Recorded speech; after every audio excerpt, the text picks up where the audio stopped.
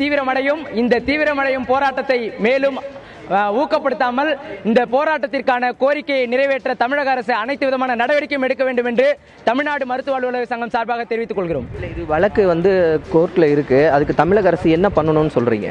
அதான் வழக்கு கோர்ட் இருக்கு, அதுக்கு மேல்முறையீடு பண்றோங்கிற மாதிரி இப்போ அரசு தரப்புல சொல்லுவாங்க. அப்படி சொன்னாலும் இதுக்கு இடையில இந்த சட்டம் இந்த உயர்நீதிமன்றத்தில் வழக்கு இருக்கும்போது சிறப்பு சட்டம் எதுவும் நிறைவேற்ற முடியாதுன்னு அன்னைக்கு சுகாதார செயலர் சொன்னார். ஒருவேளை அப்படிதான் முடியும் அப்படின்னா இப்போ வழக்கோட தீர்ப்பு இந்த மாதிரி முடிச்சிருக்கு. இதுக்கு மேல்முறையீடு போய் மேலும் காலதாமதப்படுத்தாம இந்த உடனடியாக அவசர சட்டம் போட்டு மத்திய அரசிட்ட ஒப்புதல் வாங்கி குடியரசுத் தலைவரோட ஒப்புதல் கையெழுத்து வாங்கணும். ஏற்கனவே நீட் தேர்வுக்கு போடப்பட்ட அவசர சட்டங்கள்லாம் நிலுவையில் இருக்கும்போது இதுக்கு எடுக்கப்படும் அவசர சட்டம் உடனே நிறைவேறும்னு பார்க்குறீங்க? மத்திய அரசு இதோட முக்கியத்துவத்தை புரிஞ்சு உடனே அவசர சட்டத்தை ஒப்புதல் கொடுக்கணும். அதுக்காக தான் மத்திய அரசு அங்கே இருக்கு.